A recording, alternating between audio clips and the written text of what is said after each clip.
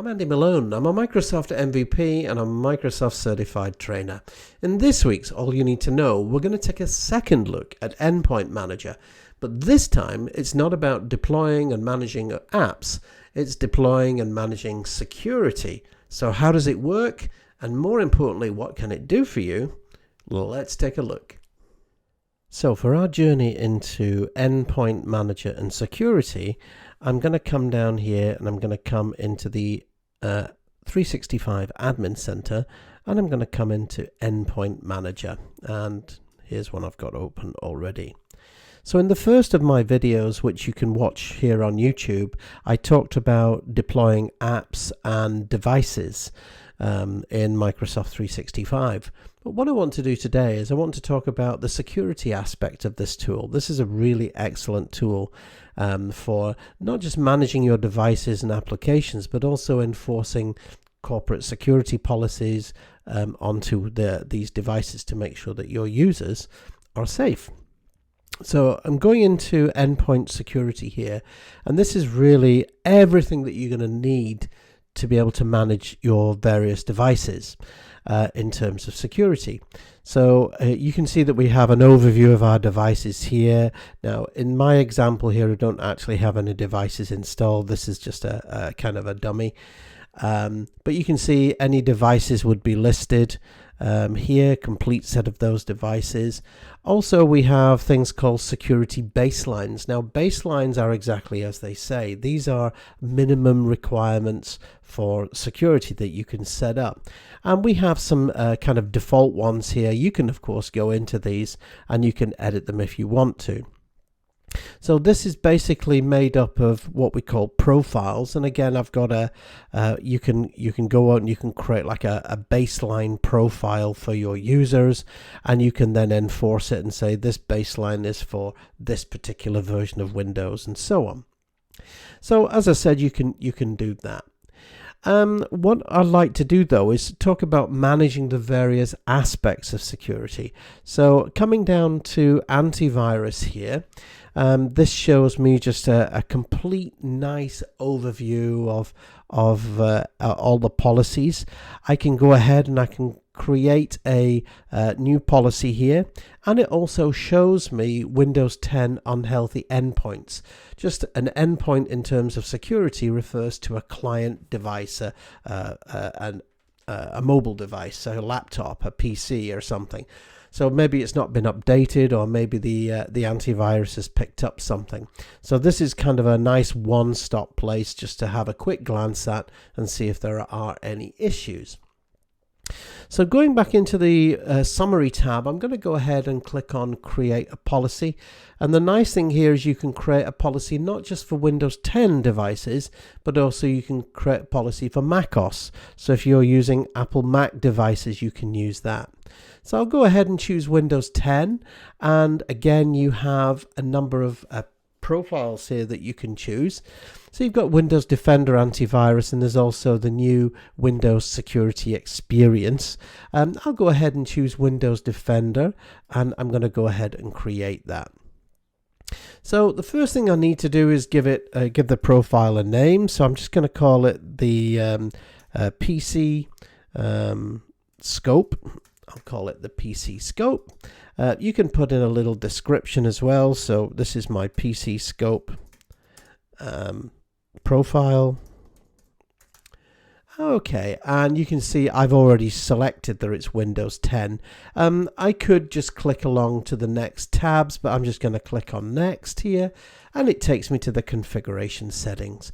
So in terms of security, what features do I want to switch on here? So again, you can turn on cloud defined protection. So you can say, yes, I want to go ahead and do that. Do you want to set a protection level? So again, you've got different settings here that you can choose. Again, if you want to know what these are, you can click on the little exclamation mark and it explains them, and also you can go on to learn more, and this will take you to a link at docs.microsoft.com. Other things, you can also do a timeout here, for example, in seconds. You can set up any antivirus exclusions, so if there's things that you want to exclude, any particular file types. Do you want to enable real-time protection? So again, yes, I definitely want to switch on real-time protection. Monitoring incoming and outgoing files. You can monitor only specific files or all files, of course. You can also switch on things like network protection. Scan all downloads, of course, is definitely something that you might want to do. Scanning network files and also potential emails as well. So once you've done that, again, I can collapse that down. I can choose the scan. And I can say, do you want to scan, is it active files? What kind of files do you want to scan? Do you want to scan cached files? What type of scan? Do you want to do just a quick scan, or do you want to do a full scan? Bearing in mind that obviously full scans take up quite a lot of processing time. They can potentially or possibly slow delivery down as well. Now the nice thing about it is you can also, if you are going to do, let's say, a full scan, you can actually do choose a particular time that you want to do the scan. So for example, let's say you have users who are let's say they're working from home, normal working hours 9 to 5. You might want to do a scan early in the morning before they start work, or in the afternoon, in the afternoon once they've finished work. So again, it's really nice and flexible that you can do that. Now, one of the important things for Windows, of course, in fact for any computers, is the fact that we need to make sure that we update them. So you can set up anything between 20, how often do you want to check for security updates? So you can check once a day for security updates. You can define the file shares for downloading definition updates. So you can, if there's a particular type of update that you want to download, and you can also define the order of sources for downloading these definition updates as well. Now, obviously, one of the important things is how do you want your user experience to access? So things like allow access to Microsoft Defender for users. So do you want to say no and just have Microsoft Defender running silently in the background? So again, this is nice because it's less intrusive for users. They don't feel that they need to proactively check for security, whereas as an administrator, it's actually being managed for you. If you do want them to interact with Defender, then of course you can click on yes here as well. So I'm going to click on next. Next thing then is the scope. So again, do you want to set scope tags? So again, you can select the scope of these. So you can, if there are any resources that you've tagged, you can add those here. Again, I haven't done that at the moment, so I'm just going to click next there. And assignments. So do you want to assign this particular profile to a particular group? Do you want to assign it to all users, all devices, or all users and devices? So I could say, I'm going to assign this to all Windows 10 devices. You can also do it for specific users. So again, I've said all devices, but again, you can choose a specific group. So in this case, I'm going to go ahead and say the Mark 8 project team here. Click on next. And so finally, I get a nice review, tells me my configuration settings, my endpoint security settings for this, and now I'll go off and I'll now create that policy. And you can see I've now got this policy called PC Scope for Antivirus. And the other thing you might do now is I might go in and create another one for my Mac OS clients. Another thing, disk encryption, of course. Do you want to create a policy? Of course, Mac OS also has very, very good encryption, as does Windows 10 and its BitLocker platform. So again, you might say, I want to go and switch on BitLocker for my Windows 10 clients. So again, I can create a similar policy here as well. So I'll just call this my sales secure policy. Okay, and I'll click next. And you can see that I can now choose BitLocker. I can say, do you want to enable full BitLocker encryption, disk encryption, things like storage cards? Do you want to hide third-party encryption tools, so don't show them? Things like, do you want to allow client recovery password option? So again, you can disable that. You can enable it only for Azure AD joined devices. So that means that if you've got a Windows 10 laptop and it's domain joined, i.e. to Microsoft Azure, that's the school and workplace join setting, by the way. So I'm going to go ahead, I'm going to say yes to that one.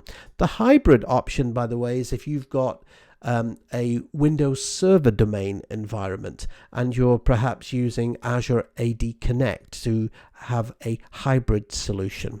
So for the purpose of this demo, I'm just going to choose my Azure AD joined devices because, of course, we're talking about Endpoint Manager here.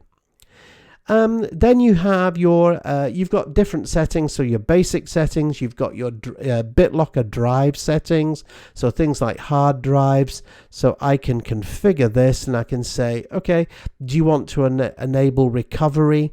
So again, you can specify, do you want to allow the recovery of data?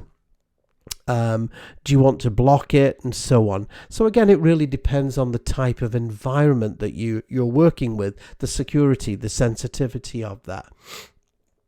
Again, by floating your mouse pointer over the little exclamation marks, you get a nice description, and also a link takes you through to the docs.microsoft.com article, which is really nice. Alrighty, so finally you can also do removable devices. So for example, if you want to configure things like BitLocker to go, again you can set those settings here. So definitely, this is definitely one to take a look at, especially if you're in a sensitive environment. Again, if you're using tagging, you can set those tags up here to look for certain phrases. Again, in terms of assignments, do you want to select it to users, devices, and so on? Again, I'm going to select devices here, but only to a specific group. So again, I'm going to choose my Mark 8 project team here. All right. Finally, I click next. I get a nice review, and you can see it's giving me full details here. So you can see it's actually creating the rules, the rule set for me. And I'm going to go ahead and create that now. So disk encryption, again, you've also got your file, similar, you can go ahead and configure your firewall setting, again, for both Windows and also macOS. Other things that you've got, you can do endpoint detection and response. So things like you can have so if it detects something, what do you want me to do about it? One of the really nice features I like is this. This is the attack surface reduction. Now, of course, typically when a hacker attaches onto your network, they will typically look for open IP addresses, open service points, open ports. So what this does, it gives the administrator the opportunity to say, okay, let's choose Windows 10. Let's select a profile here, and we have a number of different profiles. So things like exploit protection, web protection, application control. And you have a number of different areas. And once you go into things like device control, you can then create a policy which is based on those configuration policies. So if I just choose test here and just click next, and you can see we have lots and lots of different settings. So things like block direct memory access, scan removable drives, block Bluetooth connections. These are all potential entry points that a bad guy could find on your network. So one of the things as an administrator might do, certainly if you're managing your own devices, is you might want to lock down any ports, any services that you may not need. Okay, so that's again a really nice feature. Another thing that we have here is account protection. So again, I'll just create a profile here. Currently in preview, so typically experience has shown me as when new features come out in preview, they do tend to get released fairly quickly. So I'm just going to call this one sales, and you can see, do you want to block Windows Hello for Business? You know, I'm going to say no, I don't want to. I don't want to block it because I think Windows Hello for Business is actually very good. What you can do here though is you can, as you see, I'm not blocking Windows Hello for Business, but you can go in and set minimum, maximum password lengths. Do you want to enable PIN recovery? Do you want to allow things like biometric authentication? Absolutely. Passwordless authentication is excellent.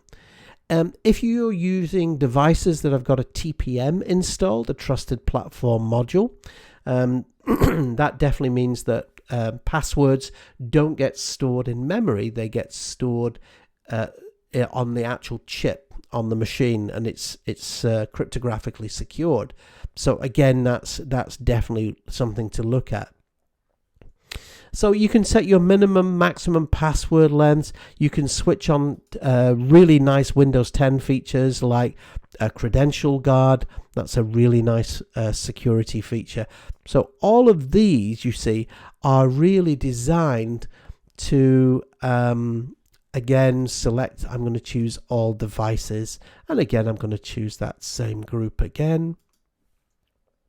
These guys are going to be the most secure group ever. So the idea of this is that what you're trying to do is you're really trying to look into your company. You're trying to lock down specific accounts. So specific groups, specific accounts, and really protect those accounts. Then we have a couple of compliance tools. So we have device compliance. And device compliance, we have a default policy here with this. So if I go into the properties here, this is what compliance is obviously if you have got the latest updates, the latest patches. If you haven't, what happens is when the user connects to the network or connects to Azure, the compliance settings here check that you have, let's say, the most up-to-date iOS version. So are you going to allow jailbroken devices on your network? I hope not. So it just checks that the device property is up to date. So again, the minimum, maximum OS version, that you're not working with older OS versions. Things like system security, you might have, you make sure you've got a password, a minimum, maximum password. You can set up things like how many attempts can a user try their password, do you require multi-factor authentication, and so on. So all of these can be really, really useful. All right. So that's what we mean by the compliance settings. Okay. Also, we've got conditional access here as well, and this is the same conditional access that's part of Azure Active Directory conditional access. And if you want to know more about that, there is a video, in fact there's a couple of videos that I recently recorded on my channel here. So definitely check those out. Finally, in terms of reporting, so once you've managed the security settings here, other things that, of course, that you might want to do is have a look at the various reports. So we have a whole set of different reports that you can look at here. So things like compliance that I've just mentioned, things like endpoint analytics, so how secure are your laptops, your mobile devices, and so on. And you've also got some diagnostics and monitoring tools here as well, things like log analytics, which I'll probably cover in a later session. There you have it, Microsoft Endpoint Manager Security. Fantastic. Guaranteed to keep the bad guys out, and certainly keep your devices and your users safe. I hope you've enjoyed this episode, and I'll see you next time. I'm Andy Malone. Remember, if you've enjoyed it, go ahead, click on that subscribe link up there, and don't miss a thing. I'll catch you next time, and you stay safe. Take care.